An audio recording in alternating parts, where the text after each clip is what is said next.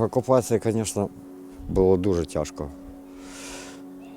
Если россияне предлагали работу, я сразу отказывался. Я всегда был за Украину. В конце лета ехал домой, буряты увидели меня, схватили и куда-то в поле увезли. Вот ты снимаешь координаты, короче.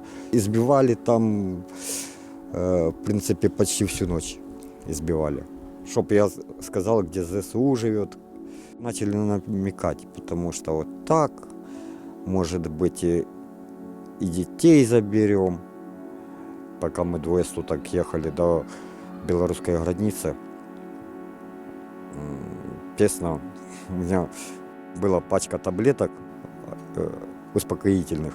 И вот это я все время эти таблетки ел, и все эти двое суток я не спал.